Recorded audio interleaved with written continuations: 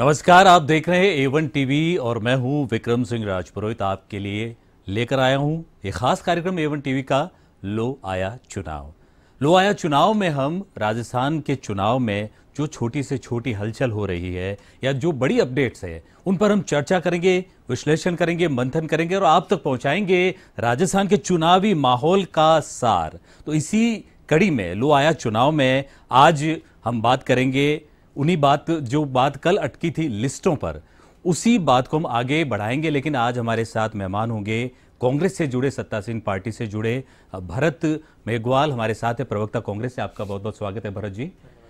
तो भरत जी, शुरुआत कल भी हमने बात की थी, चर्चा की थी और आज आपसे यही पूछ रहे हैं कि आखिर लिस्टें अटकी कहाँ हैं? देखिए, लिस्टें कहीं नहीं अटकी है। जिस तरीके से हमने देखा कि कल चुनाव स्क्रीनिंग कमेटी की तकरीबन 6 घंटे बैठक हुई, उस बैठक होने के बाद जो नाम थे उनको फाइनल किया गया और उसके बाद जिस तरीके से कांग्रेस का एक संविधान के अंतर्गत बताया गया है कि जो सेंट्रल इलेक्शन कमेटी है, आज उसकी सुबह 9 बजे बैठक हुई। बैठक होने के बाद जो नाम थे एक पैनल में, उन पैनल पर सार्थक चर्चा हुई और चर्चा होने के बाद उन पर मोहर लग चुकी है। लेकिन जिस तरीके से राजस्थान की प्रदेश की जनता को उन लिस्टों का इंतजार है, उसी तरीके से हमें भी उन लिस्टों का इंतजार है और जल्द ही हमें ये लिस्टें देखने को मिलेंगी। जी भरत जी, बिल्कुल आप जिस तरह से कह रहे हैं, जो प्रक्रिया आपने समझाई कि एक स्क्रीनिंग कमेटी की बैठक हुई है और जिस तरह से केंद्र से लेकर राज्य स्तर तक सारे सर्वे होते हैं, लेकिन अब जो देखने में ये आ रहा है कि शायद जो राजस्थान है, लेकिन यहाँ लखनऊ की तर्ज पर पहले आप वाला रिवाज चल रहा है। क्योंकि भारतीय जनता पार्टी का लिस्टों का आपने वेट किया, जब उनकी लिस्ट ओपन हो गई, बवाल मच गया, तो शायद कांग्रेस ने अपने कदम पीछे हटा लिए। ऐसा सीन तो नहीं है यहाँ पर? देखिए, ऐसा नहीं है। हम दोनों की अगर आप देखें, भारतीय जनता पार्टी की वर्किंग स्टाइल और कांग्रेस की वर्किंग स्टाइल में फर्क है। हमने देखा जब 9 अक्टूबर को भारतीय जनता पार्टी ने अपनी पहली सूची दी, उन 41 नामों में से अगर हम अधिकांश नामों पे जाएंगे तो आप देखिए ऐसे नाम थे जो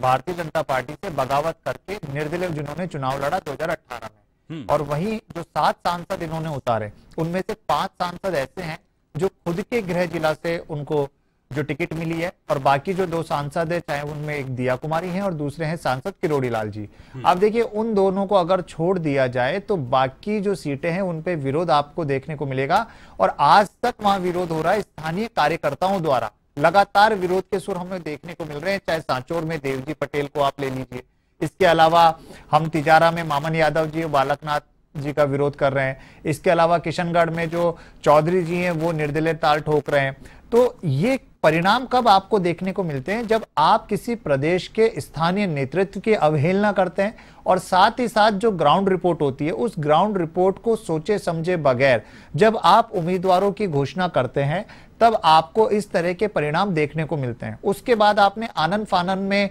डैमेज कंट्रोल कमेटी बनाई, लेकिन उस डैमेज कंट्रोल कमेटी का भी कोई प्रभाव नहीं पड़ा। दूसरी तरफ जब हम कांग्रेस की बात करते हैं तो आप देखिए पिछले 6 महीने में हमने जो चुनाव के आवेदन थे वो ब्लॉक स्तर से हमने लिए। जो भी व्यक्ति राजस्थान के अंदर विधानसभा के अंदर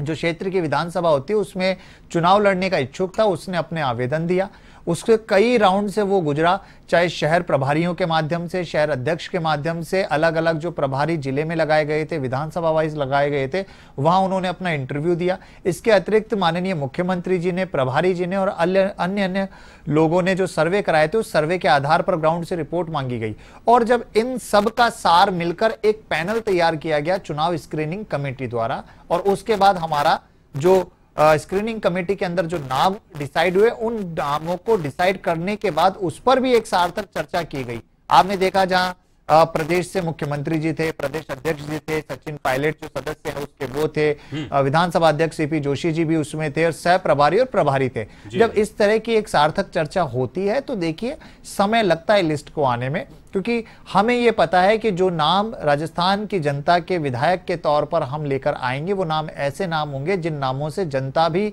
सहमत होगी, क्योंकि उन्होंने फील्ड में जाकर काम किया है। बिल्कुल, जनता सहमत हो ना हो, लेकिन ये चर्चाएं ज्यादा हो रही है कि कांग्रेस की जो लिस्ट आने वाली थी वो भी शायद बीजेपी की तर्ज पर ही थी। कुछ बहुत बड़े नाम थे, लेकिन जो अंजाम पहली लिस्ट में जिस तरह से बगावत के सुर उठे, तो इसको देखते हुए कांग्रेस ने अपने कदम पीछे खींच लिए। और कहीं ना कहीं भरत जी, ये सही नहीं लगता कि जो कार्यकर्ता जमीनी स्तर पर काम करता है, एक एक छोटे से छोटे मूवमेंट में खड़ा होता है और ऐन वक्त पर किसी बड़े प्रत्याशी को उसकी जगह उतार दिया जाता है। तो कुछ ऐसी स्थिति बन रही थी जो सुनने में आ रहा है, इसमें कितनी सच्चाई है? नहीं, देखिए, ऐसा कांग्रेस पार्टी में नहीं है। आपने कहा छोटे से छोटा कार्यकर्ता, निश्चित तौर पर कांग्रेस में हर एक छोटे से छोटे कार्यकर्ता को वो जगह मिलती है जिस जगह के लिए वो हकदार होता है, बशर्ते उसने निष्ठा से और ईमानदारी से पार्टी के प्रति कार्य किया है। आपने देखा होगा राहुल गांधी जी ने जो भारत जोड़ो यात्री है, उन भारत जोड़ो यात्रियों ने जब अपना इंटरव्यू दिया तो उनका भी पैनल में उन्होंने नाम रखा, क्योंकि उन्होंने उस चीज को देखा है कि जो व्यक्ति भारत जोड़ो यात्रा में उनके साथ रहा वो भी पैनल में आने के हकदार थे। और रही बात देखिए, आपने कहा कोई बड़े प्रत्याशी को वहां पर उतार दिया जाता है, तो कई बार कुछ विधानसभाओं में ऐसे समीकरण भी होते हैं जिन समीकरण को देखा जाता है। कई बार इतने बड़े चेहरे किसी विधानसभा में उतार दिया जाता है जहां पर अगर कोई नए प्रत्याशी को उतारा जाएगा तो वहां से जीत की संभावनाएं कम होती है। तो ये जब समीकरण बनाए जाते हैं तो उसमें एक आध सीटों पर हो सकता है आपको, जैसे 200 विधानसभा सीटें हैं तो 10-15 सीटों पर इस तरह की चीजें हमें देखने को मिल सकती है, लेकिन सभी सीटों पर इस तरह का अगर हमें देखने को होगा ऐसा नहीं है। हमने देखे हैं कि युवा कितने, जो राजस्थान की विधानसभा में हमने कांग्रेस की पार्टी में आते हुए देखा है। जी जी भरत जी, और जिस तरह से आप बता रहे हैं, लेकिन हम देख रहे हैं मौजूदा हालात में तेलंगाना में सूची जारी कर चुकी है कांग्रेस, मध्य प्रदेश में भी सूची जा चुकी है और छत्तीसगढ़ में दूसरी सूची भी जारी हो चुकी है, जबकि अशोक गहलोत पर सबसे ज्यादा विश्वास है केंद्र को। लेकिन राजस्थान में ही जब वो कह रहे थे कि सबसे पहले हम लिस्ट जारी करेंगे, सूची दावेदारों की जारी करेंगे, लेकिन सबसे ज्यादा देरी कांग्रेस ही कर रही है। नहीं, देखिए, आपने तेलंगाना की बात करी, आपने छत्तीसगढ़ की बात करी, लेकिन जब हम बात राजस्थान की करते हैं तो हमें यहाँ पता है कि 1998 के बाद एक ऐसी प्रथा राजस्थान में रही है जहाँ एक बार कांग्रेस और एक बार बीजेपी का राज रहा है। हमने जब राजस्थान में कांग्रेस की सरकार बनी और कोरोना के बाद जब माननीय मुख्यमंत्री जी ने एक नारा दिया कि कांग्रेस फिर से, हम मिशन 156 की बात करते हैं। जब हम इस बारे में बात करते हैं तो सबसे ज्यादा जरूरी ये होता है कि जो हमारे सेनापति या हमारे खिलाड़ी मैदान में उतारेंगे, यानी कि हमारे जो विधायक प्रत्याशी हम मैदान में उतारेंगे, तो हमें बिल्कुल आश्वस्त होना पड़ेगा कि हम ऐसे प्रत्याशियों को मैदान में उतारे जो जनता से जुड़े हुए हैं, जो जनता से लगाव है, जिन्होंने जनता के लिए काम किया है। हमने उसके लिए विनेबिलिटी का क्राइटेरिया रखा, क्योंकि जब हमारे विधायक ज्यादा से ज्यादा संख्या में जीत के आएंगे, जो प्रत्याशी होंगे, उम्मीदवार होंगे, तभी तो हम सरकार को रिपीट कर पाएंगे। और उसी बात पर हमारी चर्चा पिछले कई समय से चल रही है। सितंबर में हमारी लिस्ट आने वाली थी, लेकिन उस समय संसद का विशेष सत्र, आपको ज्ञात हो, उस समय संसद का विशेष सत्र चल गया था। माननीय राहुल गांधी जी के कुछ ऐसे दौरे थे जो ज्यादा जरूरी थे, वहां दौरों पे गए। और इसके अलावा जो हमारी चुनाव स्क्रीनिंग कमेटी के अध्यक्ष थे माननीय सांसद महोदय गौरव गोगोई जी, वो भी संसद की उस विशेष सत्र में व्यस्त हो गए थे। उसके बाद उन्होंने राजस्थान के दौरे किए और दौरे करने के बाद जिस तरीके से जो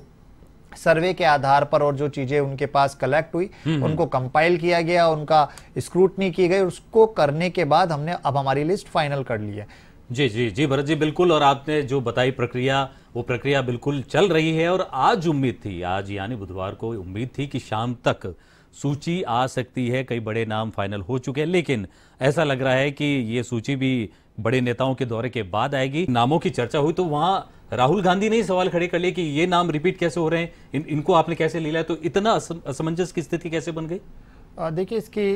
एक पुष्टि तो नहीं की जा सकती कि इस तरह का घटनाक्रम वहाँ घटित हुआ होगा, लेकिन मीडिया के सूत्रों के अनुसार और बाकी सूचनाओं के आधार पर उन्होंने इस बात को कहा था, जो मुझे लगता है, हम इसकी पुष्टि नहीं करते, लेकिन जो बात आप बता रहे हो उसमें शायद उनकी जो बात थी, उन्होंने ये कहा था कि जो नाम आपने बताए हैं ये वो नाम है जो पहले भी थे, इनको रिपीट किया गया है, सिंगल नाम है। तब जो चुनाव स्क्रीनिंग कमेटी के सदस्य थे और बाकी के जो लोग थे, उन्होंने इस बात को आश्वस्त किया कि ये वो नाम है जो जीत सकते हैं उस विधानसभा को। और जहां जहां यथासंभव था नए चेहरों को चुनाव लड़ाना, या जहां उनकी जो प्रेजेंस थी, वो प्रेजेंस उस विधानसभा में उस लायक है कि वो सीट को जीत सके। क्योंकि देखिए, मैंने आपको पूर्व में भी ये बात कही कि 98 के बाद राजस्थान की जो प्रथा एक बार बीजेपी एक बार कांग्रेस रही है, उसको हम बदलना चाहते हैं। हम इस बार राज नहीं, रिवाज बदलने का काम करना चाहते हैं। तो बड़ी समझदारी के साथ, बड़ी सही तरीके से हमें ये चीज एक एक विधानसभा का विश्लेषण करते हुए देखना पड़ेगा कि क्या उस विधानसभा में जिस कैंडिडेट को टिकट दी जा रही है वो वहां जिताऊ कैंडिडेट है या नहीं, चाहे जातिगत समीकरण के आधार पर लें, चाहे बीजेपी का कौन सा कैंडिडेट पूर्व में वहां उतारा गया उसके आधार पर ले, या जो अन्य फैक्टर जो एक कैंडिडेट को वहां टिकट देने के लिए बनाए जाते हैं, उन सभी फैक्टर को देखते हुए उस बात को रखा गया। तो माननीय राहुल गांधी जी का देखिए हमेशा एक विजन रहा है कि नए लोगों को उसमें जोड़ा जाए, इसी वजह से उन्होंने कहा कि सिंगल पैनल की जगह वहां पर 2-3 लोगों का पैनल होना चाहिए। बात भर जी यहाँ पर ये आई कि जो इतनी बड़ी प्रक्रिया है चुनाव में, जिस तरह से सिलेक्शन कमेटी बात करती है, आप कह रहे हैं जमीनी स्तर से सर्वे शुरू होता है, फिर ये बात केंद्र तक पहुंचती है, तो क्या इतनी बड़ी जो एक जिम्मेदार काम था उसमें इतनी बड़ी चूक रह गई जब राहुल गांधी को बीच में हस्तक्षेप करना पड़ा और उनका कहना पड़ा कि ये नाम रिपीट कैसे हो गए? नहीं, चूक नहीं, देखिए आप समझिए कि जो जब आप ब्लॉक स्तर पर नाम देते हैं तो वहां पर आपके पास असीमित संख्या में आवेदन आते हैं जी, उसमें हर एक व्यक्ति जाकर अपना आवेदन कर सकता है। जब ब्लॉक स्तर पर ब्लॉक अध्यक्षों के माध्यम से टिकट के दावेदार अपना आवेदन देते हैं, उसके बाद वो फिल्टर होता है, फिल्टर होने के बाद वो जिला अध्यक्ष के पास पहुंचता है। जिला अध्यक्ष उनमें से जो इस नामों की स्क्रूटनी करते हैं और उसमें वो प्रभारी होते हैं वहां के, और जो लगाए गए ऑब्जर्वर होते हैं, उन सब के आधार पर 3, 4 या 5 आदमियों का एक पैनल बनता है जो वहां पे सच में प्रभुत्व रखते हैं या उस चुनाव को जीत सकते हैं, और उन 5 नामों पर चर्चा होते हुए चुनाव स्क्रीनिंग कमेटी में वो फाइनल नाम होते हैं। जी, जो प्रभुत्व वाली आपने बात कही, तो जैसा अभी जो सूत्र बता रहे हैं कि शायद कांग्रेस की तरफ से भी सिटिंग गेटिंग फॉर्मूला अपनाया जा रहा है, जो ए सूची होगी उसमें मौजूदा विधायक और मौजूदा मंत्रियों को तरजीह दी जाएगी। तो ये जो फॉर्मूला था यही बीजेपी ने अपनाया था, तो उनके फॉर्मूले के बाद जो रिजल्ट देखने को मिला, तो कहीं नहीं लगता कि कांग्रेस इस वजह से थोड़ी देरी कर रही है लिस्ट जारी करने में? नहीं, देखिए अगर आप बात बीजेपी की करेंगे तो बीजेपी में आप कुछ सीटें मैं आपको बता दूं, सपोटरा में उन्होंने जो बीएसपी के उपाध्यक्ष रहे निर्दलीय जिन्होंने चुनाव लड़ा बीजेपी के आगे ही, उनको वहां टिकट दी गई। इसके अलावा अगर सुजानगढ़ की बात की जाए तो वहां सुमन मेघवाल हैं जो प्रधान रही हैं, उन्होंने 2018 में जो चुनाव लड़ा था बीजेपी के विरुद्ध लड़ा था, शायद मांडल में भी इसी तरह का सिनेरियो हमें देखने को मिला, और साथ हमने केंद्रीय जो सांसद महोदय थे उनको हमने देखा। तो बीजेपी ने जो टिकट दिए हैं, बीजेपी ने अधिकांशतः जो टिकट दिए वो निर्दलीय कैंडिडेटों को, बसपा को या अन्य व्यक्तियों को दिए, रिपीट उन्होंने बहुत कम किया है। वहीं अगर बात कांग्रेस पार्टी की जाए तो देखिए कांग्रेस पार्टी में जो विधायक थे पिछले 4.5 पौने 5 साल के कार्यकाल में माननीय मुख्यमंत्री जी द्वारा जो विकास की योजनाएं चलाई गई उनको धरातल पर ले जाने का काम इन विधायकों ने किया। इसके अतिरिक्त विधायकों द्वारा अपनी विधानसभा में जितनी भी चीजें मांगी गई उन्होंने माननीय मुख्यमंत्री जी ने दिया। आप देखिए बालोतरा में अगर मदन प्रजापत जी ने जब जिला बनाने की मांग की, वो नंगे पैर रहे, उन्होंने विधानसभा में भी नंगे पैर वो जाते थे, तो उन्होंने वहां की मांग करी। उसके अलावा अन्य आप विधायक देखिए, धारीवाल जी ने जो वहां कोटा को उन्होंने अच्छी तरह से चीजें की, इंदिराज गुर्जर जी को ले लीजिए, यहाँ और भी जो विधायक थे गोविंदराम मेघवाल जी को आप ले लीजिए, अभी अनूपगढ़ और छत्तरगढ़ को जैसे जिला बनाया था उसके बाद भारी विरोध हुआ, लेकिन उन्होंने माननीय मुख्यमंत्री जी से बात करके उसको डिनोटिफाई किया। आप बाबूलाल नागर दूदू से जो आते हैं निर्दलीय थे लेकिन वो कांग्रेस में समर्थित उन्होंने दिया, वहां आप देखिए उन्होंने जिला बनाया। तो जो जितने विधायक थे उन्होंने चाहे नई स्कूलें खोलने का कांग्रेस ने काम किया, इसके अलावा वहां पंचायत समिति नए बनाने का काम किया, और जो विकास हुआ इंफ्रास्ट्रक्चर में, चाहे आप देखिए हमने जहां भारतीय जनता पार्टी ने स्कूलें खोली थी उससे अधिकांश से कई ज्यादा संख्या में हमने स्कूलें खोली, हमने हॉस्पिटल बनाए, हमने पंचायत समितियों का वहां पे किया, हमने इसके अलावा जो रोड थी, रोड का आज देखिए इंफ्रास्ट्रक्चर हमने डेवलप किया। तो ये सब काम विधायकों के द्वारा हुए हैं। जब विधायकों ने इतने काम अपनी विधानसभा में कराए हैं तो आप किस तरीके से उन विधायकों की टिकट काट सकते हैं, जिस बात को कल मुख्यमंत्री जी ने भी चुनाव स्क्रीनिंग कमेटी में जाने से पहले कहा। बिल्कुल भरत जी, जिस तरह से लिस्टों की बात करें, लेकिन इस बीच में जो आपने काम गिनाए तो उससे एक और सवाल निकला जो आमतौर पर जो जनता भी कहती है और विपक्ष के द्वारा भी कहा जा रहा है कि मुख्यमंत्री ने जो मुख्यमंत्री अशोक गहलोत ने जाते जाते सारे काम छेड़ दिए, मतलब आधी योजनाएं ऐसी करी है कि अगर मैं वापस आया तो वो रिपीट हो पाएंगे, अगर मैं नहीं आया तो ये योजनाएं भी अटक जाएगी। क्या कुछ ऐसी स्थिति नहीं है? नहीं, देखिए आप जब 2018 में हमारी सरकार बनी तो माननीय मुख्यमंत्री अशोक गहलोत जी पहले ऐसे व्यक्ति थे जिन्होंने सीएस को बुलाकर अपने घोषणा पत्र को उनके हाथ में सौंपा और ये कहा कि जो भी काम किए जाएंगे इस घोषणा पत्र के आधार पर किए जाएंगे। लेकिन उसके बाद 2020 में हमने देखा कि पूरे देश में जो एक कोरोना जैसी महामारी आई, उस महामारी से हमें जूझना पड़ा। उसके बावजूद मुख्यमंत्री जी ने 18-18 घंटे वीसी के माध्यम से लगातार काम किया और प्रदेश की जनता को उस बीमारी से दूर रखने के लिए आप देखिए हमने कोरोना का बेहतर मैनेजमेंट किया, जिसे पूरे विश्व ने माना और जिसे प्रधानमंत्री जी की समिति ने खुद ने सराहा कि भीलवाड़ा मॉडल टॉप पे रहा। हमने कोई व्यक्ति भूखा ना सोए के तर्ज पर काम किया और जब उस चीज से हम उभर कर आ ही रहे थे कि फिर दोबारा से हमने कोरोना की महामारी को झेला। तो आप देखिए एक आर्थिक विषमताओं के साथ साथ हमने जिस तरीके से काम किए, उसके बाद आप देखिए हम आज आर्थिक विकास दर में पूरे देश के अंदर दूसरे स्थान पर है। हमारी जो आर्थिक विकास दर है वो पूरे देश में आगे है। कृषि बजट हमने अलग से देने का काम शुरू किया पहले से ही। बजट जो हम लेकर आए उससे पहले हमने जनता से पूछा, 50 यूनिट हमने बिजली फ्री दी, चिरंजीवी योजना का हमने दायरा बढ़ाया। इसके अलावा हमने युवाओं के लिए अलग अलग जो पेपर्स थे वो पेपर की वैकेंसीज हमने निकाली। जी भरत जी, बिल्कुल ये योजनाएं तो बहुत सारी है, लेकिन एक जो सवाल देखिए संक्षेप में उत्तर जानना चाहूंगा, जो आमतौर पर सबसे जो ज्यादा पूछा जा रहा है कि क्या कांग्रेस के अंदर जो